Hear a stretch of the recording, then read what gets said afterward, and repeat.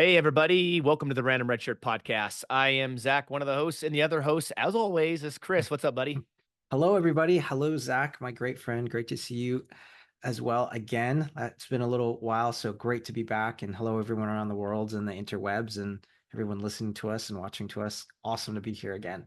So, yeah. Yeah, How I are know you you doing? had How are you some. doing? I'm good. I'm still trying to catch up on like just rest and trying to relax. I know we both been really busy. I know you've been doing some traveling again Uh, and work, and I mean, this is only my third day off in like the last 3 weeks, just because I've been working and I worked over the weekend a couple weekends ago. So yeah, just trying to catch up and relax. And I know we talk about pretty much all nerdy stuff here, but I'm a diehard football fan, so it's been a lot of like football weekends the last couple weeks. oh man, American that's football, by the awesome. way, not football like soccer.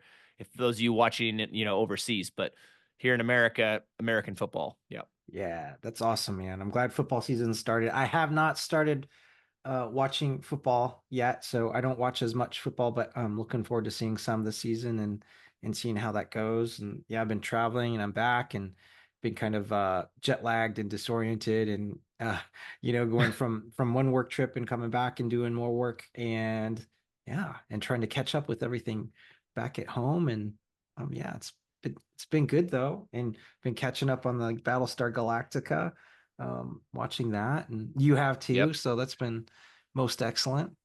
Yeah. Yeah, I've been basically kind of binge watching it because my goal is to get through the whole not I don't want to say get through it because it makes it sound like it's bad, right? But I want to watch the whole series again from beginning to end before the end of October for the 20th anniversary Battlestar Galactica convention, which I will be at. Chris, I Yeah. hope you're able to make it. That would be Thank you. wonderful if you are. But if not, then for those of you who maybe do attend that in Chicago, I think it's the 25th, 26th, 27th of October. I'll be there. So if you see me, please say hi. And hopefully you'll be able to see Chris too if he's able to make it. Yeah. Indeed, my friend. Indeed. Yeah. Yeah. Excellent. So yeah, but it's good to be back as always, talking about what we love, Star Trek to Star Mhm. Wars and everything in between. If this is your first time watching or listening to us, welcome. We're a couple of nerdy guys who like to talk about all things geeky and nerdy. And you can find us on Facebook and Instagram and YouTube. If you're listening to this, you can find the video version of this episode and many more on our YouTube channel. So go subscribe, like, whatever, all the buttons you got to click and the stars and the rating, do Yeah. all that stuff. It's good. Helps us out for sure. Um, but that being said, we are back to talk about the Mirror Universe once again. And we are actually wrapping up the Deep Space Nine Mirror Universe episodes. We do have, and I know we talked about this, Chris, for those of you listening and watching, we've decided for now we're just going to look at the Mirror Universe episodes in Legacy Trek because we have not finished Discovery. So I think it just makes sense to just stick with the Legacy stuff for now until we get to that point where we can talk more, Discovery and talk about their stuff. But we do have one more. It's a two-parter, right, Chris? But one more Mirror Universe episode after this within the Legacy Trek, and that is In a Yeah. Mirror Darkly Part 1 and 2 at Enterprise, which I can't wait to talk about that. But this is the last DS9 Mirror Universe episode. It is the last DS9 Mirror Universe episode. And it's interesting, right? Because at this juncture in DS9, this is season 7 Yep. of DS9. And so if you are familiar with the kind of the Prime Universe arc in DS9 in season 7, it's pretty heavy, right? It's pretty heavy. They are well into uh the war, right now. They, fortunately, I believe that the Federation and the Klingons are allied, and they are allied against the Dominion, and they're making their way. But it's pretty heavy in terms of the high stakes in the quadrant and what everyone's going through. So this Mirror Universe episode is, like we were saying earlier, it's kind of a light. It's kind of a Yeah. light episode touch. Kind of gives you a break from the heaviness of the Prime Universe arc. It really does. And not only are in the Prime Universe are the Klingons allies, the whole Alpha Quadrant basically at this Yeah. point, or the main players of the Alpha Quadrant, right? Because I believe at this point, we are we are past the part where Cisco lies and cheats and everything to get the Romulans into the war too, right? You know, that famous episode, "It's a fake." Yeah. Um, many a memes have come from that Yeah. particular moment. Um, but yeah, we are past that point. So we are, let's see, I had to bust out my DVDs because I don't have Paramount Plus Nice. right now. I canceled the subscription until we get the new content that comes out to review. But for now, I'm watching DVDs again. So when I put the DVD in, it was like disc 3 of season 7. So we're probably a good, almost, well, yeah, almost halfway through season 7 at this point when this episode comes out as far as the order. And it's interesting too, Chris, because on the disc, one of the episodes on that disc, which means it's only like 2 episodes before this, is It's Only a Paper Moon, which is a pretty Yeah. heavy episode with Nog and with Vic Fontaine and everything. And of course, uh, given the recent news that happened within the last month or two of James Darren passing away, we would be remiss if we didn't discuss, especially because we do get to see a mirror universe of Vic Fontaine in this episode, of just again, mentioning him. Another regret that I have, somebody that I saw many times at the convention but never went up to and actually, personally met. And I've always been a fan of Vic Fontaine, and James Darren in particular had an incredible life. I mean, he hung out with people like Frank Sinatra and all this stuff. I mean, he had it was incredible, and he was an unbelievable singer. So, um, we again must make sure that we, mention James Darren and the fact that we've lost him too. So, Yeah. He was a great addition to the DS9 cast and the DS9 family because in the Prime universe, right, he was the hologram, but he was an entity um out of time, so out of in their past, way, way, way in their past, so definitely didn't fit in, but he was always able to add that human, very, even though he was a hologram, this very human touch of like wisdom and compassion and levity to, make them enjoy themselves. They're going through like a very serious time in the show, like in the war, and then having Vic Fontaine like there, just being able to add um some joy in their life was just great. And maybe that's a great word for it too. Like he added joy to the show. yeah, and he was even crazy as it is. He was a mentor to Nog, right? I mean, after Yeah. Nog loses his leg in battle, he goes to none other than a hologram in Vic Fontaine because that's where he feels comfortable, and he shares some really deep-seated emotions and is working Mhm. through his PTSD from that with Vic. And so that's really important, I think. So to me, Vic is the equivalent of Voyager's Doctor because they're both holograms, but not because he's in the show for so long. He's like a main character, but Mhm. because of the kind of the role he plays, right? Because he eventually becomes looked at as just another person rather than a hologram, the same way in which the Doctor does too in Voyager. Yeah. Yeah. Very nice. Very nice. Yeah, so we would be remiss if we didn't mention him. So we, again, rest in peace to you, Mr. One and Only James Darren. But let's jump into this, Chris, because this like you said, you mentioned this, and this is a light episode, and it's a Ferengi episode, right? So Yeah. anytime we have Ferengi episodes, they're usually pretty light, and they're fun, and they're quirky, not quirky, pun intended, no pun intended there, or maybe it was. But this is fun, and not only do we get a Ferengi episode, now we get a Ferengi episode in the Mirror Universe. Yeah, totally. Totally. A Ferengi episode in the Mirror Universe. And you get Esri in there. So and which is Yeah, shows like almost this entire show like to showcase Esri, which was great. And it's the this episode starts off pretty light, right? You got this conversation between Quark and Odo, and it's so obvious Quark has a crush on Esri because he's looking at the table and Esri's having a conversation with Bashir, and Quark's like, oh, I can't believe Bashir's like talking to her and he's being obscene and he's undressing her with his eyes. And he's like saying to Quark, like, yeah. or he's saying to Odo, like, you need to arrest him. So, so that's I liked that. I enjoyed that part a lot. Yeah. Yeah, and this is a good point you bring up because with Ezri in it now, right? Because Ezri's only in season 7, and we won't Mhm. talk about that episode that shall not be named where Jedzia is killed, Right. because Right.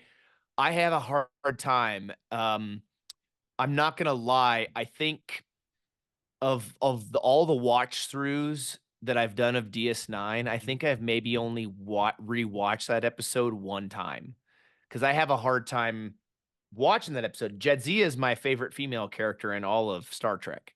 And so I have a hard time watching not only the fact that she dies, because I mean, characters die, but the way in which they killed her. It's something that if I ever have a chance to talk to Ira Stephen Bear about, I want to be like, what the frick were you thinking killing her that way? Right? Give her a better death, like to have a possessed Ducat randomly, be inside the Bajoran temple on the DS9, and then she stumbles upon him, and then he kills her.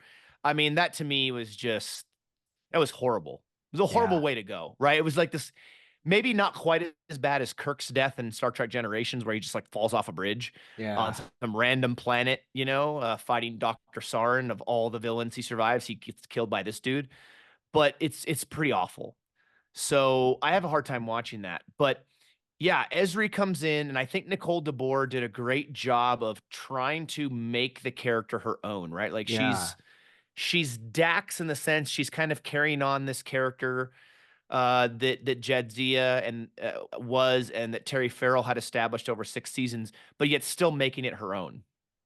Yeah. That's a very challenging position to come into, I would say. But yeah. Yeah, Yeah. And yeah, she, really, 100%. yeah, she made it her own though, which was nice. Yeah. So Yeah. this is the only Mirror Universe episode that we get with Mirror Esri. Yeah, that's right. That's correct. Yeah. Yeah. Yeah. So it's cool to see a character who is still really fresh, really new in the show, right? She's only a handful of episodes in. And now you're getting to see an alternate version of her. And I really love the way that Nicole DeBoer played her in the Mirror Universe. Hmm. She was kind of a devious character in the mirror universe, which was neat to see. But at least for most of the episode, right? Yeah. But Yeah. yeah, I do think kind of going back to the beginning here, as this episode opens, the conversation between Odo and Quark is pinnacle DS9, right? Where you have Quark and Odo talking about something, and Odo will say something, and it will set Quark off, and Odo does it intentionally because he knows it's going to get under Quark's skin, or Oh, vice yeah. Yeah. versa, right? And Yeah. so he's kind of egging him on a little bit, right? Like, oh well, I see that he's talking with Bush. She's talking about Bashir. Oh, in fact, I love it when he goes, oh, where did Esri go? And he goes, oh, I think I saw her. I think she went out the back, and she went with Bashir, and they were holding hands. Like Yeah. just really trying to get under Quark's skin. Yeah. I agree. I like that a lot. He does a cork. He eggs him along like quite a bit. So it's nice to see them poke jabs at each other Yeah, for and it's sure. payback, Yeah. right? Because Yeah. you think about how annoyed Odo is all the time with Quark constantly sneaking around trying to get away with stuff, and Odo's like, "Well, if that's what you're gonna do, then I'm gonna say and do things to get under your skin," and it happens throughout the entire series, from I believe from even like the pilot episode all the way through the very last episode, Yeah, or for sure. yeah, in fact, through the very last episode, the last time that Quark and Odo see each other before Odo leaves. Yeah, Shortly after that, I think we see Quark like praying to I guess their version of the of the Ferengi praying is he's praying to his deity or making wishes and saying, "Hey, you know, please keep on bringing patrons into the bar that will keep giving me money and being really bad at Davo, so yeah, that I can do that." And he's yeah. like, He was "Yeah, he was praying and playing.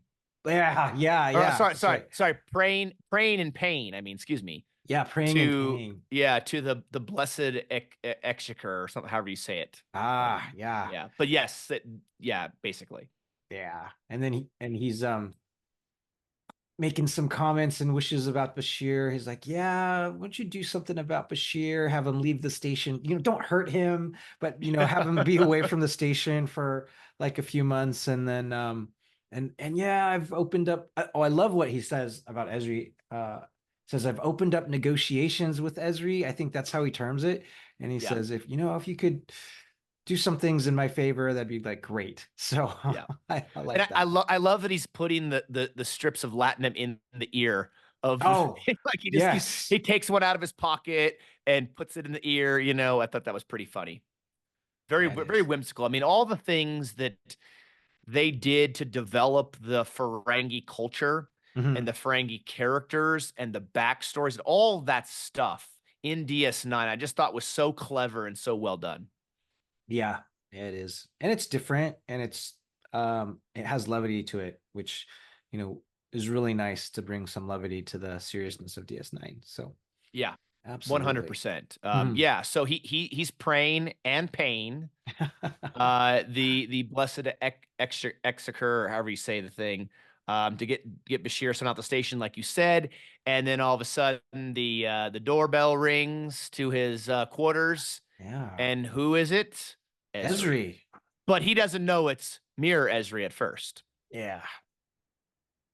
And she gets him in like either a headlock or a body lock or Yeah, something. And she says, I'm yeah, not something like I'm not who you think I am, or this isn't who you think I am.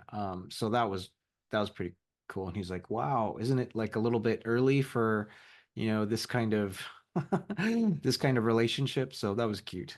yeah. I liked it when she's like, "Where's the bedroom?" He's like, "Oh, Oh, like, yeah." The whole exchange is really funny until it's revealed that unfortunately uh, the Grand Nagus has been taken to the mirror universe, right? yeah. And she has a data rod that she plays, and there, of course, is the Grand Nagus, and Zek saying that, "Hey, I'm over here in um, the mirror universe," and reveals that he's been captured by the Klingon Cardassian alliance. He's not on Ryza like Quark might have Yeah. originally presumed, right? Like, so he's like, if you think Yeah. I'm on, or I used to be able to do the voice really well, but like, if you think I'm on Ryza, Quark, That's pretty you could good. be That's wrong. pretty Yeah, good. I used to be able to do it really well, but I've lost practice of doing the Grand Nagus. Ah.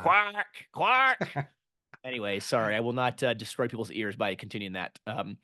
But yeah, so he's being held ransom, and in order to rescue him, they must bring a cloaking device, which I find this interesting because the line that he says about how they don't have a cloaking device, I'm pretty sure in a previous Mirror Universe episode, there was mention of cloaking devices. So I don't know if this was just a goof on the part of the writers or a continuity thing, but I Mhm. don't believe that cloaking devices were something that just didn't exist over there. Like they were around, and if the alliance was so powerful, I figured they would have just taken one from somebody. But Yeah. nevertheless, Yeah. per this episode, right?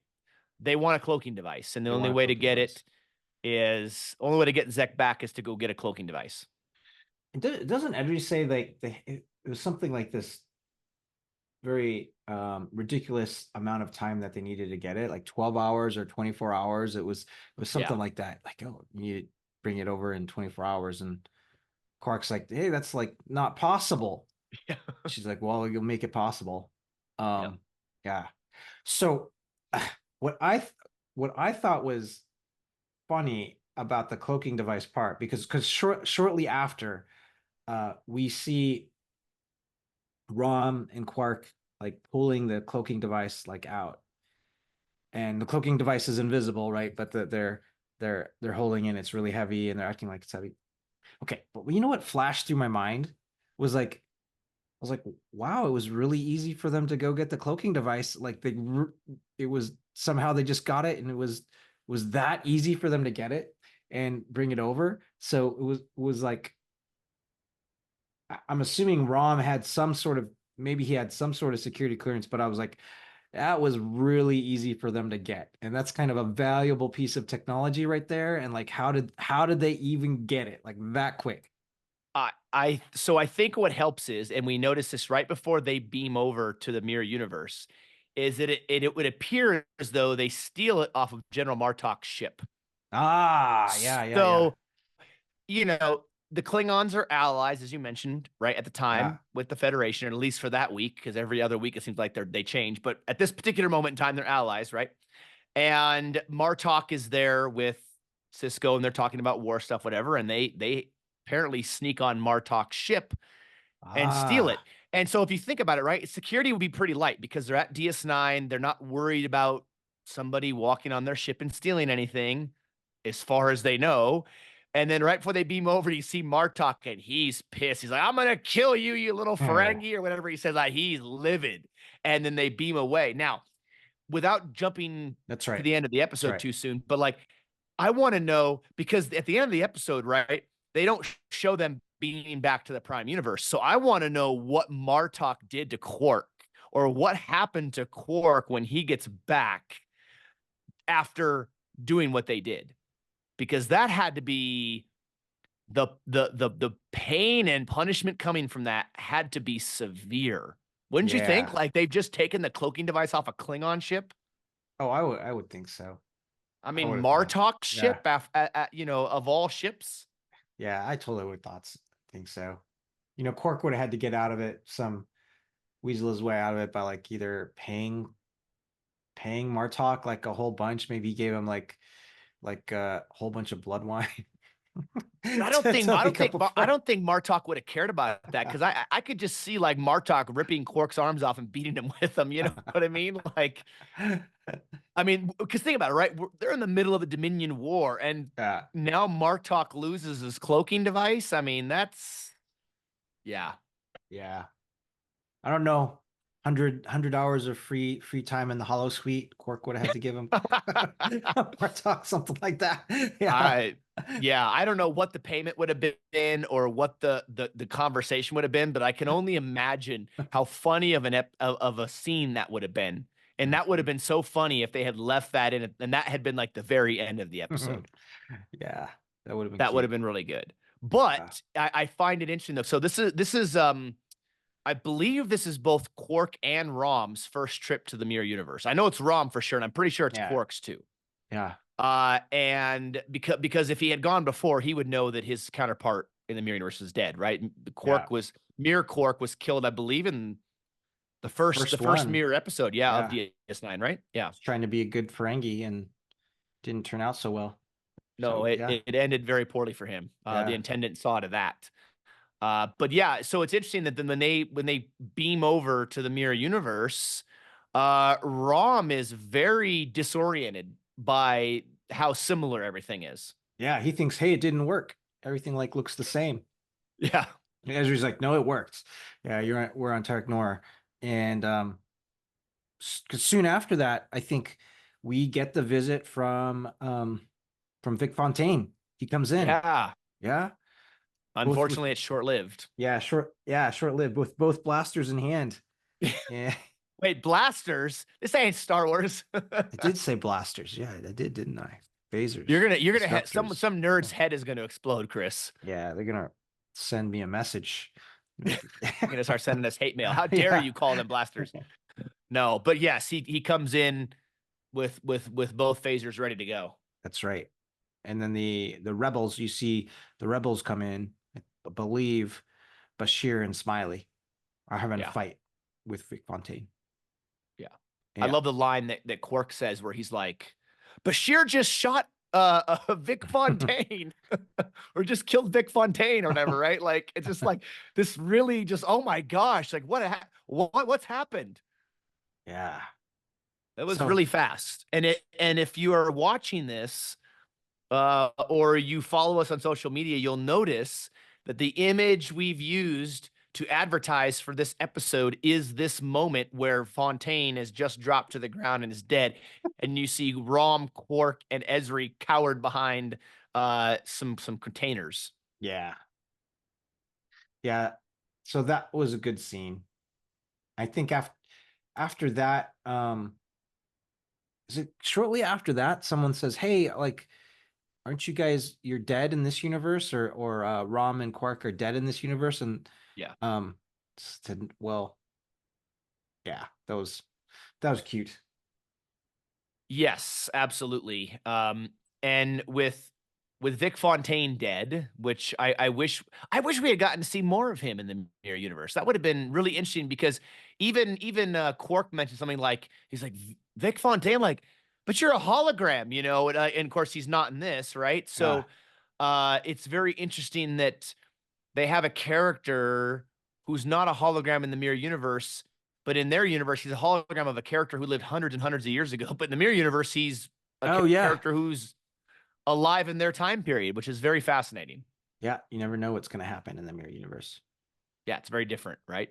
Yeah. Um, We get, I think shortly after this, we get a quick piece of dialogue because Ezri's in this, right? But yeah, they do mention Jadzia. So yes, Smiley does like a comment, says, "Oh, you'll have to forgive like Bashir, he just lost his good friend in a skirmish like a little while back." And Bashir says, "Oh, this has nothing to do with like Jadzia." So they make that quick, you know, is quick, but it was kind of a big deal because you would have expected Jadzia in the mirror universe. yeah, but of course she's not, right? And they Yeah. had to come up with a reason because Terry Farrell's no longer on the show, and they had to come Mhm. up with a reason why you wouldn't still be seeing Jadzia around.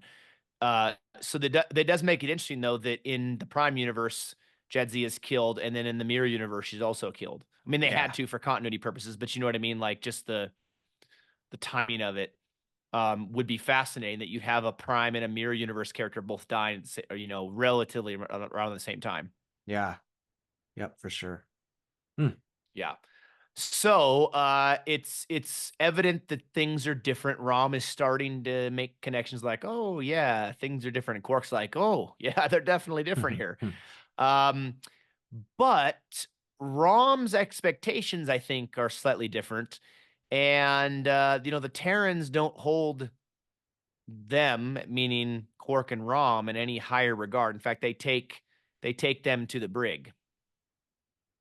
They do, don't they? I'm trying to recall what happens when they do take them to the brig. Yeah, they take him there and they're in a holding cell, and that's where you see because remember, uh Ezri, they realize that Ezri is not on the same side as them, Yeah. right? So they've captured Ezri because they believe she is an Alliance sympathizer.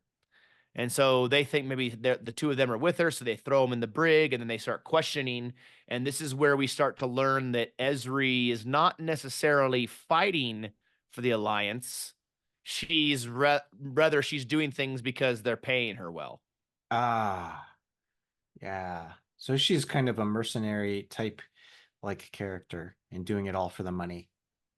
Yeah, Yeah. exactly. And this is where Bashir's like, well, he wants to execute the Ferengi, but Smiley's like, well, uh, their Cisco wouldn't want that, right? Yeah. Because remember, as we know from previous episodes, that Cisco and Smiley got made this kind of connection and relationship. Yeah. They got along pretty well. Yeah. Yeah. Hmm. S- So s- yeah. Yeah. Trying to So think this what is now happens the next. yeah. So this is now the part where again they're having this discussion, and they're like, well, they brought over the cloaking device. We'll use the cloaking device, and then we'll just send them back to their where they came from, minus a cloaking device. Yeah. And but Quark's like, no, we came over here to get the Nagus. Like, we're gonna go get him. Yeah. And so they basically have until the morning to decide, like, hey, are we gonna stay and try to go after the Nagus, or are we gonna just go back home empty-handed? And Ezri's like, you should take the offer and leave, but unfortunately, Quark and Nog are too stubborn because remember this he's their Nagus, and Yeah. their Moogie Yeah. They're is in step. love with the Nagus, so Yeah. they have to go rescue him, right? They can't come back without him. Yeah. I mean, he's basically their like their stepfather. So Yeah, he'd kind of, sort of. right. He'd better do that because um I think the Nagus said something in his video recording, like, Quark, yeah, you're the only one that I can trust to do this. You're the only one that can do this. And if you do this, I'll be eternally grateful, which Of course, Quark's not going to turn that down because eternally grateful equates to like prosperity And for, money. yeah, Yeah. and money And of for, course, yeah, we know that at the end of DS9 that Rom has become the new Grand Nagus. Quark yeah, doesn't. But I don't think Quark wants it either. I don't think Quark wants the responsibility. He's pretty much becomes content with where he's at. But yeah, we do then jump aboard to the Alliance's flagship, and we see the Intendant massaging Zek's lobes and like tugging on his ear hair, and yeah. basically saying like, he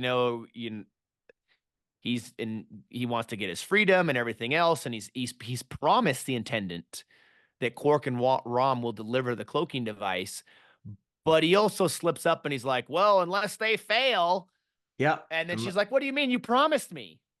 Yep. Unless they screw up, and then she loses her temper and like threatens him, and he's like, "Oh no, no, no, no! They'll come through. They'll come through." Yeah. Yeah. Exactly. And then he says a remark that I really liked to the Intendant. He says, "Well, uh, you've got a temper, don't you?" And she says, "I think she acknowledges that." Yeah. Yeah. Yeah, for sure.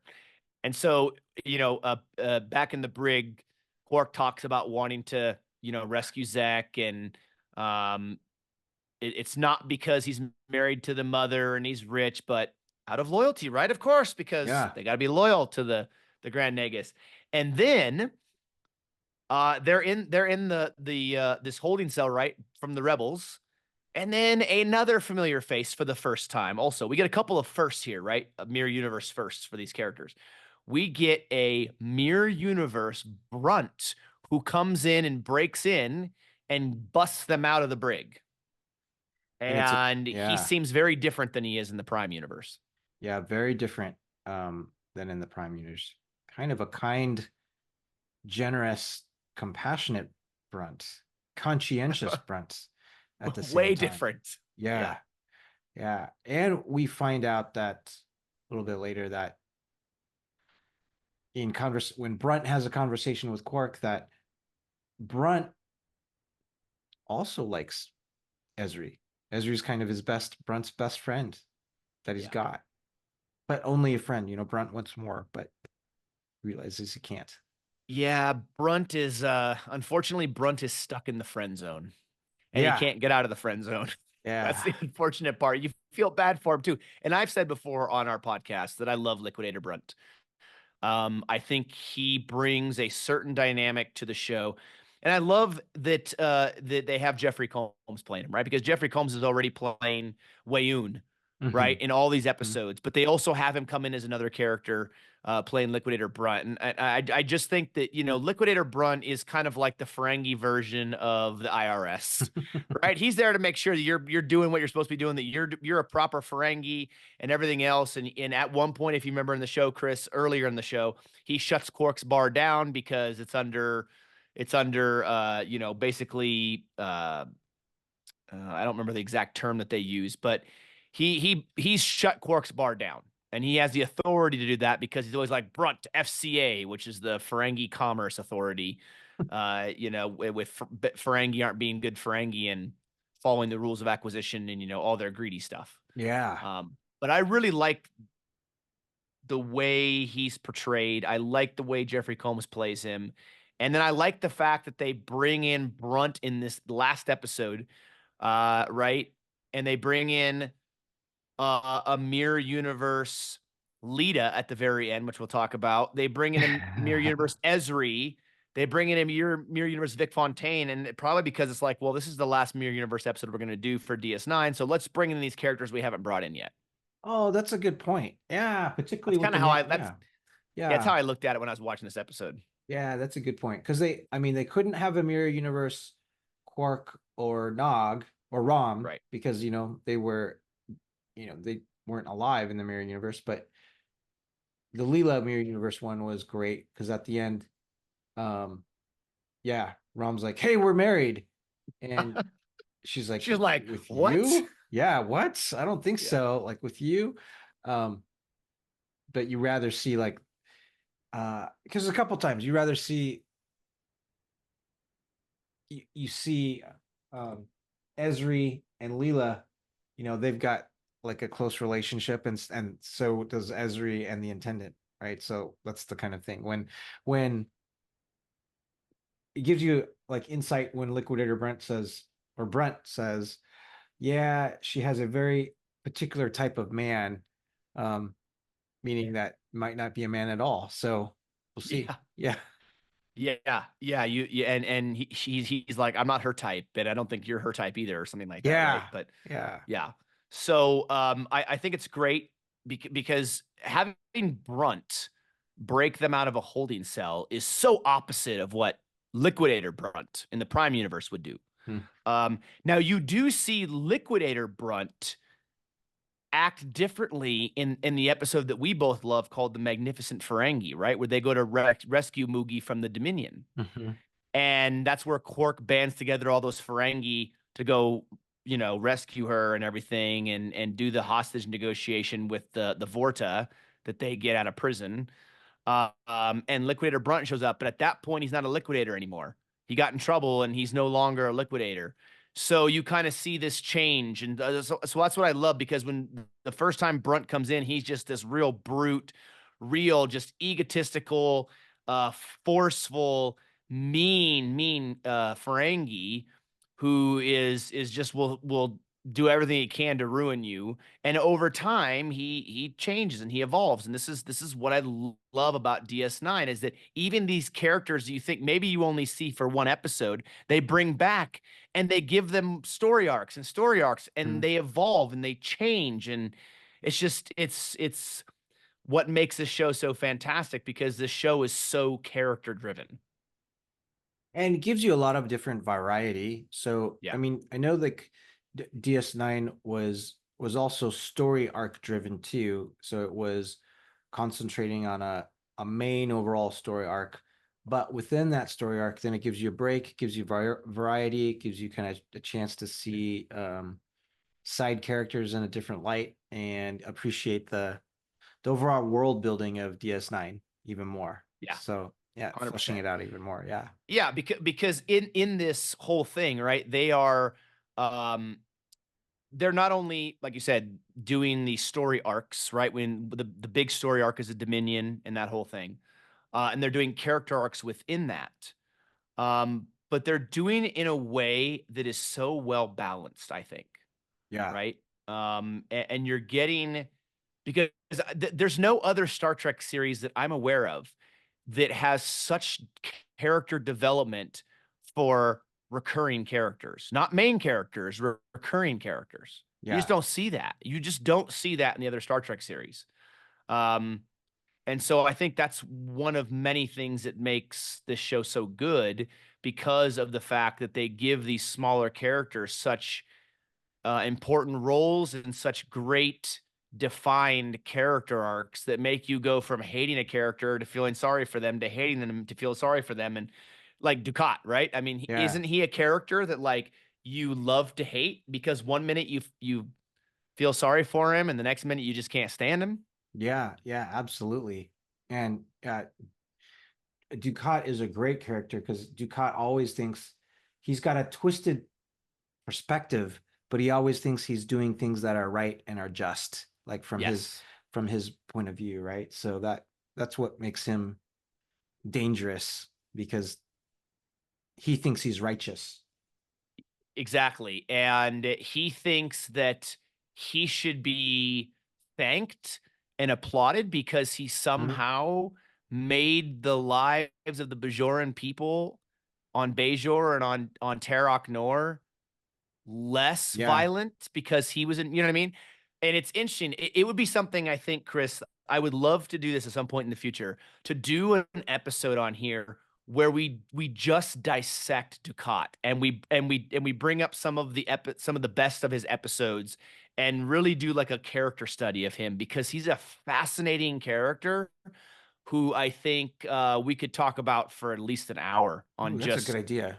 so many things, right? And we have also talked, I know, about doing an episode of like the greatest Star Trek villains, right? Yeah. Like our top 5 or top 10 greatest Star Trek villains. And I know where Ducat Yeah. falls on my list. I won't say it on here because I'll save that for hopefully a future episode. But yeah, I didn't mean to go off on that tangent. But No, Ducat is that's a good to. Ducat's a prime example Yeah. of a recurring character that gets such a great built out and flushed out character.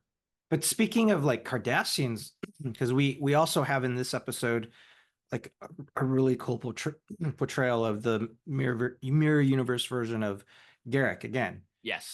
Yeah. And what I love, because Garrick in the Prime universe, um, he has this sense of mystery, right? He's got this background that is clandestine, but he's always you don't know if he's like lying or telling the truth, but he's always kind of got this duplicitous nature about him. He's kind of um you he feels, or you see him as like he's under control and he knows a whole bunch of secrets.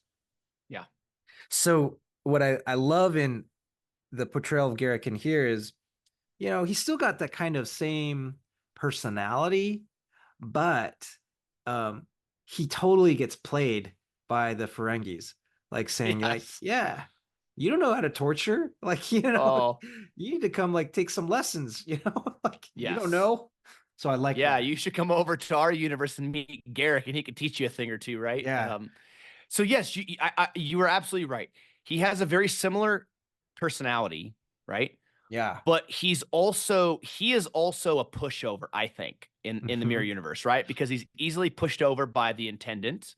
He's Yeah. easily pushed over by the regent. Now, granted, there's some of that is because of the relationship of the alliance, right, between the Cardassians and the Klingons, and clearly Worf is the guy. He's the regent, right? So you can't really get on his bad side or he'll have you killed. But you think it's like, really, like in the Prime universe, if Garrick was given any bit of leeway, do you really think Garrick would allow Kira to push him around? He'd freaking kill her. Hmm. And he'd have Yeah. no problem. I mean, this is a character who was part of the Obsidian Order. Yeah. I mean, he did some brutal things as we learn over the course of the show, Yeah. right? Um, and he doesn't come necessarily outright and say them all the time, but still, it's I don't think he would be intimidated as easily by some of the characters in the mirror universe as as he would, or in the Prime universe as his mirror counterpart is. Yeah. I agree. Yeah. But yeah, so as we continue through the episode, right? Brunt has a shuttle, a Ferengi shuttle, obviously, and they're flying on their way to meet up with the Alliance. And Rom is eating fried tube grubs, which he thinks are delicious. But it's Yeah. funny, and this is where he starts like getting some of these perplexities of the mirror universe, right? Because he says something to the effect of like, well, these are excellent over here, Yeah. whatever. And Quark's like, well, I hope they're not poisoned, Yeah. and he's like, whoa, well, but what if they are, and just this kind of back and forth. And this is the conversation that Brunt has with Quark about how she's very Yeah. particular about men and everything else and the nature of the relationship and so forth. And then we cut back to the Alliance ship, and I love this scene where Worf is trying out the beetle snuff Yeah. that the Grand Nagus has, and he sniffs it, and he's like, ah, and he sneezes, and he's like, this is incredible. He's like, I can breathe out of my nose for the first time in years. He's like, oh, I need more of this, and so it's a really funny little scene Yeah. that we get with the Regent, because there by his side, of course, is his pet, Garrick. Yeah. Yeah. Absolutely. Um, and with Garrick again, like in the Prime universe, it felt like the people around Garrick were kind of would toy with people. They were kind of like toys that he would kind of manipulate. But in the mirror universe, it was, yeah, Garrick still had a similar personality, had all these kind of devious ambitions, but people would just toy with him, like Yeah, opposite of that, right? So yeah, I do like that. Um, 100%. yeah, yeah, it was a funny scene with Worf. My sinuses are finally clear. Yeah, my after all these years, or after a couple of years, whatever. But yeah, and then Garrick does tell him that they have arrived with a cloaking device, and he's like, oh, this is awesome. It needs to be operational within the hour, and Um, Quark is expecting they're brought to the bridge, and Quark is expecting that that they're going to get the Nagus back, and unfortunately, this is where we learn that Quark and Rom were played Yeah. by the Mirror Universe Ezri, and that she wasn't quite as truthful as she should have been. Yeah, that's right. So they get to uh, leave, but by leaving that means they get to die. So Yeah, yeah, they've been played, and that's going to happen. So yeah, and then I think they're taken away, right? And that's when they they have the are. exchange. Yeah, Yeah, they are. The Intendant though makes an appearance, and she's the one that comes out, and this is where Brunt.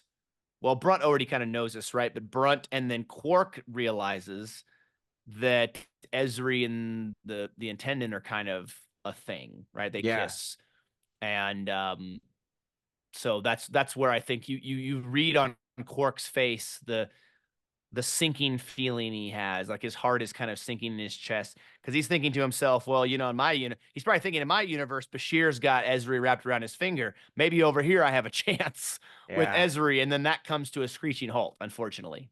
No chance in either universe, unfortunately, for Quark. Yeah, Poor guy. but they are spared from being killed because Brunt somehow convinces them that maybe that they'll be useful if that Yeah, for now. And so the regent's like, yeah, don't kill them, just take them away or whatever.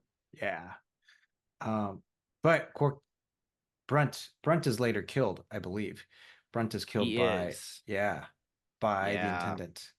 I didn't like that because I like the Mirror Yeah, Universe Brunt. I would have liked to have seen him survive and be able to go off with Ezri and you know go get paid doing their mercenary runs or whatever. But yeah, it was unfortunate that he was agree. killed. Yeah, Yeah. yeah. Because I don't think it would have changed the episode too much if he just would have survived through the end. No, I mean, the only thing I think it would have changed would have been Ezri's attitude towards the Intendant, because there's a line where she's like, "Oh, she's really not afraid of anybody, is she? Even me." Mm-hmm. So I think that would have changed it a little bit, but the overall story, I don't think it would have changed anything, no. Mm-hmm. Yeah.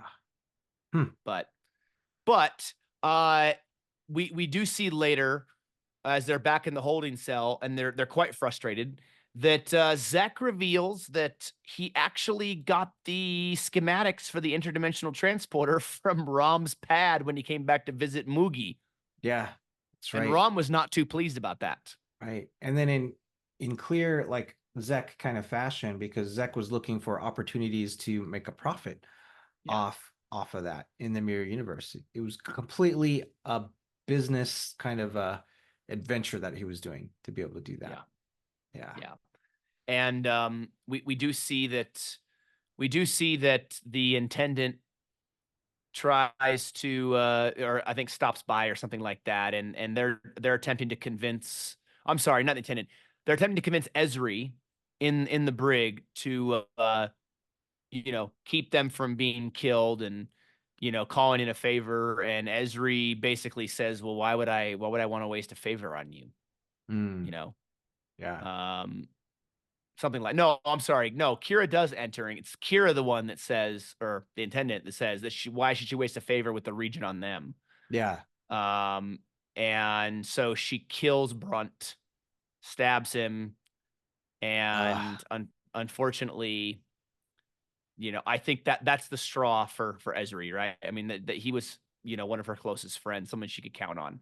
yeah. And so they back on the bridge, they detect the Defiant, the ISS Defiant, and they want to test the new cloaking device, but it's not operational. So they fetch Rom because I remember when Garrick, if you remember this, Chris, Garrick's like, well, it's a very complicated piece of equipment. Mhm. And so they fetch Rom to go do it. He's like, oh, it's actually rather easy.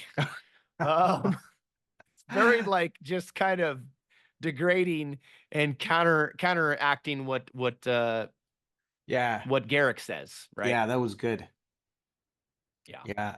Yeah, and they are able to so they are able to activate the cloaking device, I believe, and Yeah. then just follow the ISS Defiant around, waiting Yeah. for the right opportunity to pounce on them.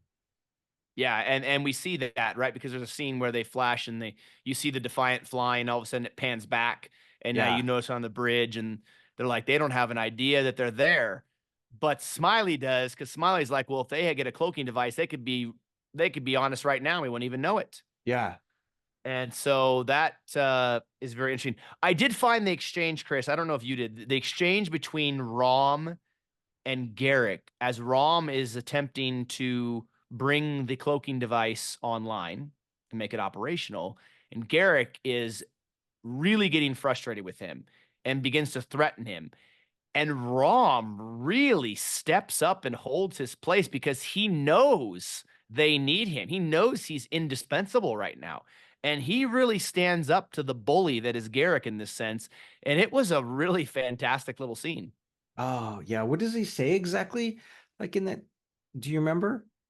I don't off the top of my head, Yeah. but it's really interesting the way in which Rom stands up to Nice. Mirror Universe Garrick, Yeah. and it's to me it shows the difference, another big difference in the Mirror Universe, right? And I think what it does is it shows that Rom has some confidence in this universe because things are different. And he's Yeah. like, well, if things are different, maybe I should act different, And so, Well, that's a good point. Yeah, totally.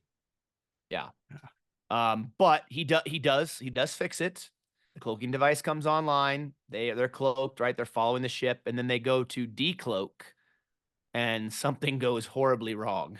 Ah, yeah. It does not decloak correct. I Yeah. think, Well, it yeah. decloaks, but it just they lose control and power of everything. Yeah.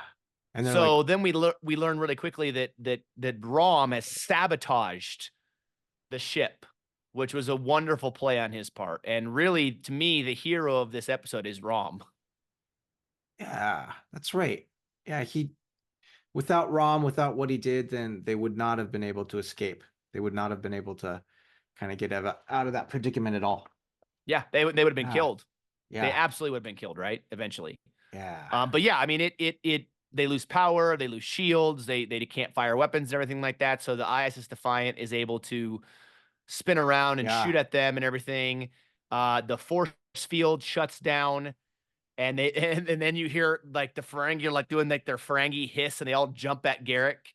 And Ezri is able to jump on him and for lack of a better term, stab him with this deadly virus that he was going to kill the Yeah. Ferengis with. Which I believe at one point he says something to the effect of the virus increases your internal body temperature to the point where it boils your organs, Yes. which sounds Yes, it pretty does. nasty. Yeah. And Worf is forced to surrender, and Worf uses the phrase which I liked. It says, "Well, victory is yours." Yeah. Which was cool. And I think it was Smiley or someone that says, "Hey, you know, Worf asks, what are your terms?" And says, "Well, your unconditional surrender." So Yeah. yeah, Yep. I like that.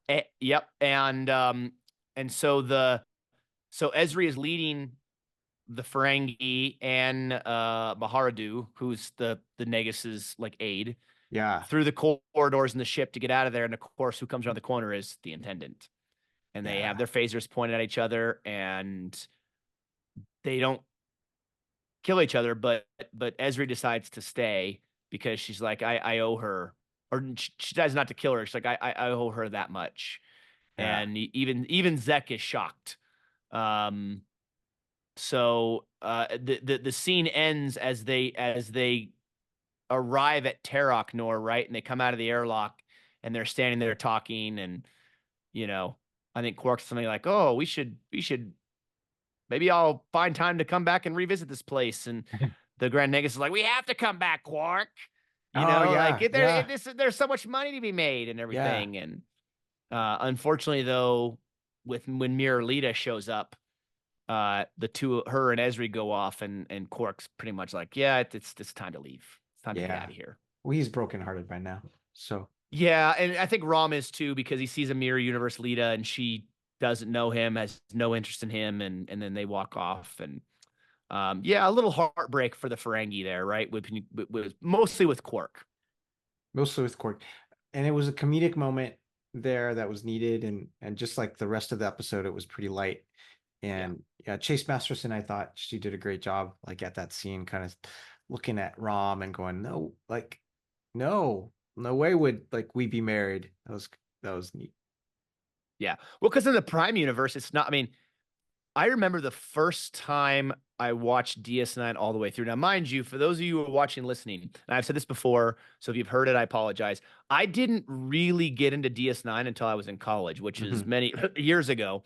That I won't say how long ago that was. But it, once I got into college and then I bought the whole show on DVD and I watched it from beginning to end, I fell in love with the show because I had never seen every episode of DS9. I'd watched bits and pieces here and there, but I was like you, Chris. I grew up on TNG and Hmm. reruns of the original series. So TNG was my show. And it wasn't until I watched DS9 where I was like, oh my gosh, from beginning to end, this show's incredible.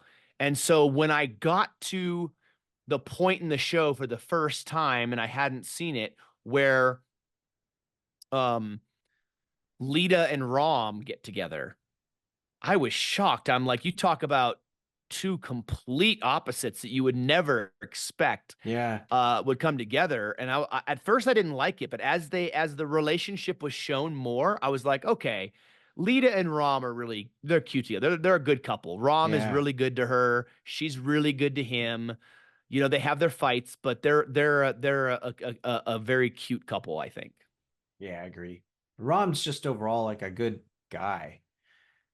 He's not trying to be he's he's not your typical Ferengi at all.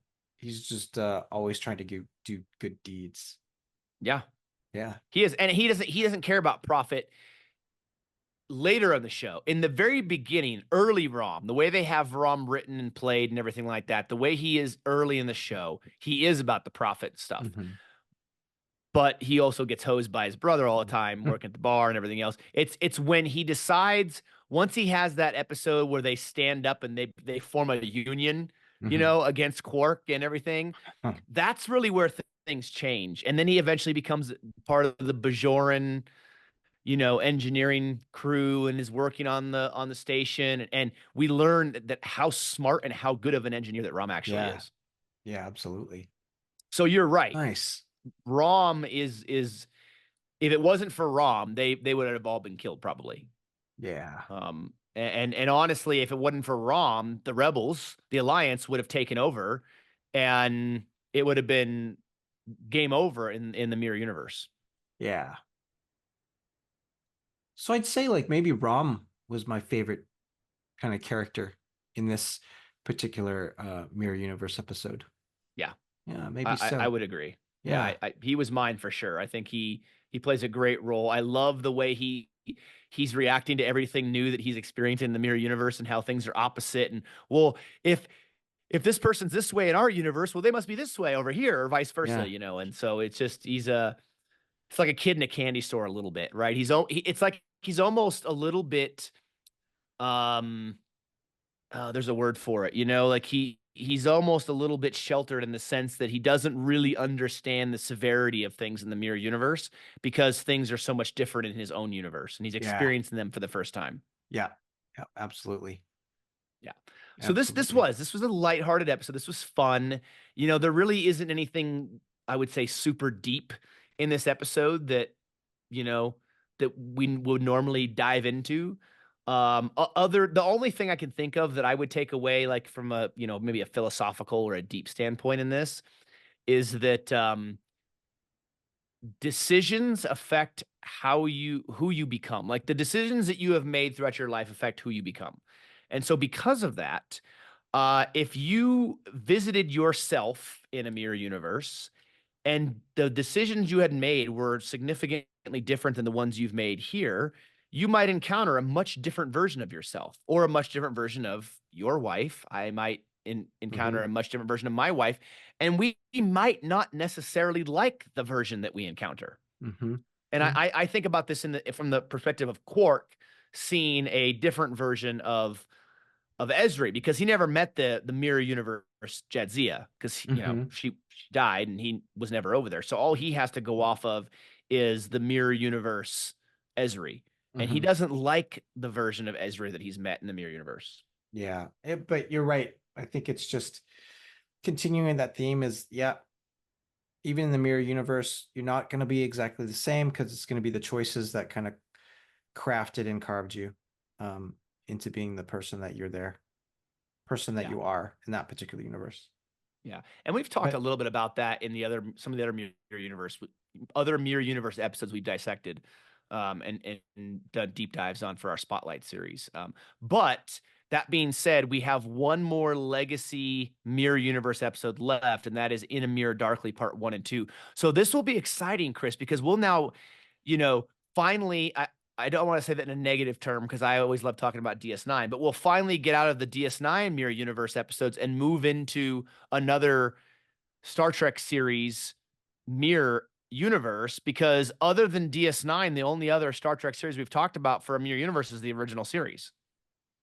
yep, So correct. it'll be That's right. vastly different talking about a whole new set of characters and a whole new set of circumstances now in a mirror universe. And In a Mirror Darkly Part 1 and 2 is really good.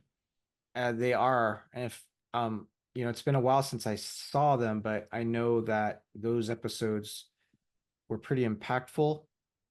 I think in terms of how they affected the ship, how they affected the characters. Yeah. So they'll be interesting. Look forward to talking about that with you for sure. Yeah, we're gonna get an Empress Hoshi. We're Mm-hmm. gonna get a trip with one eye, and a whole variety of other, crazy incarnations of these main characters from Enterprise. So we really Yeah. look forward to talking about that. It's gonna be awesome. But at the same time, and we've said this before, Chris, and I want your thoughts on this. I loved what they did with the mirror universe in DS9. And to me, really DS9, I mean, yes, TOS was like the original idea, but Mm-hmm. DS9 really created the mirror universe. It kind of set the wheels in motion because we had what, 5 or 6 episodes of the mirror universe in this show. Mm-hmm. Yeah. They really built that mirror universe out during DS9. Yeah, they did. And they explored the topics, I think really good topics where, you could see how the prime universe of Cisco was compared to the mirror universe of Cisco. Also, how would it work if you saw a mirror universe version of your spouse um, Or with Mother. Cisco or mother, right? Yeah. Yeah, with Dead Mother. Cisco, Yeah. Jennifer, and Jake and Jennifer, and then with Miles O'Brien, where um, again, Miles has kind of a similar personality in both universes, but we're like Miles comes to the realization like, hey, in the Prime universe, I had all these opportunities, and I'm like I guess I'm like a really good engineer, and I'm in Starfleet, and then why can't I could I could be the same thing here in my universe. So um that they build off of that a lot. And again, it's been a while since I've seen the Enterprise Mirror Universe episodes. Um, but I think those Enterprise Mirror Universe episodes even take it to a whole different kind of level, um, which will be fun to kind of revisit and talk about. Yeah, and they're in the past, right? They're Yeah. pre DS9, so that'll be even more interesting. I will say Yeah. Yeah. one of the things I didn't like about the Mirror Universe episodes in DS9 was I would have liked to have seen O'Brien be vastly different than himself Mm-hmm. the Prime universe. I mean, so many of the characters in the Mirror Universe are a lot different than their Prime counterparts. I felt like, and we talked about this before, I think that O'Brien and Smiley was maybe the most similar to himself in this episode, Mm-hmm. or in these episodes to his primes. I would like to have seen a real, like, almost kind of like a sinister O'Brien, and then maybe see him at the very end change and be like, "Oh, I'm what I'm doing is wrong," and you know, uh, I'm not saying that the way they did it was necessarily bad. I would like to have seen some more disparity between the two versions of that character. That's a good point. Because Bashir, the versions of Bashir are pretty different. And Very different. Kira vastly Yeah, different. Kira completely Um, different. Yeah. yeah, I mean, you can make an argument Garrick was very similar as well, like you said, Hmm. personality wise to his prime counterpart, but in general, most of the characters were woefully different, and that's Yeah. kind of what you would kind of expect. But Smiley, I love Smiley, but he was so similar to O'Brien. It's like, well, I don't feel like there's a huge difference. Hmm. You know, I would like to have, if it's a mirror universe, I would like to have seen a vastly different character. But Agree. so really quickly, we'll wrap this up. Give me just a couple of maybe your favorite things or least favorite things of the DS9 mirror episodes. My favorite things amongst all the DS9 Mirror episodes were the interaction between Cisco and Jennifer, and kind of how that played out, right? And so because the mirror universe of Cisco was, very, very different than the Prime Universe version of Cisco. And just kind of seeing how he was coming to terms with the potential of their relationship, on the similarities and the differences, and should it even like happen. So that was one of my favorite things. Um and that was a big highlight. Oh, and the other thing that really stuck out to me, just like as a highlight that will always continue to stick out, was like the romance between the mirror universe version of Jadzia and the Prime Universe version of like of Cisco, Captain Cisco. Yeah, I remember you having those comments. They were great. Yeah. Yeah, You were because like very fascinated by that. I am like, how does he go back? How does Captain Cisco go back? How does he go back to the Prime Universe version and like interact normally with Jadzia? So those Right? those those stuck out. Those, how about you? Those are what stuck out to me. Yeah. I liked this episode a lot from the perspective that I think that having the three Ferengi together at the Grand Nagus, Rom and Quark together in the Mirror Universe made for a fun, light-hearted look at the Mirror Universe. And honestly, you have these really evil, sinister Mirror Universe characters, and yet the Ferengi go over there and they screw everything up for them, for the bad guys, right? Several of the characters are very perplexed by them, and they almost kind of throw everything off guard. Like Yeah. they really just yeah, I guess I don't really know how to describe it other than they make these main mirror universe characters just kind of dumbfounded almost to the point where Hmm. they're not quite the same, right? I mean, like example, when Rom stood up to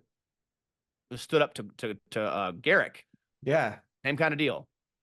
Um, but yeah, I loved the relationship that was being built with Cisco and Mirror Jennifer and Jake, and you kind of, because this is really the only real time you kind of see anything close to a family dynamic for the three of them, even Yeah, though it's it's not true. their Jennifer, right? You Yeah. see in that episode what could have been Yeah. had she not been killed, right?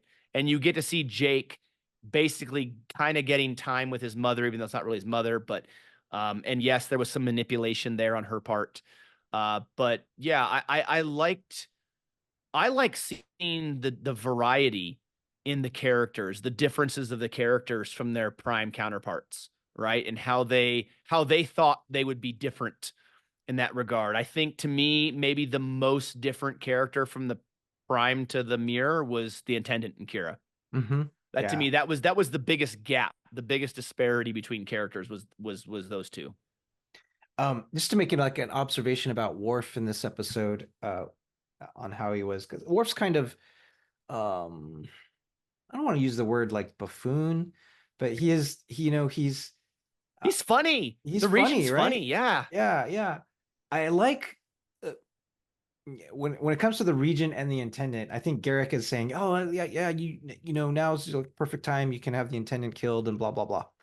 And Worf kind of is like, yeah, I should, but maybe I won't. Like he's got this like soft spot for the intendant. He's like, Yeah. yeah, I don't know. Sure, maybe I still keep her alive. So I like that.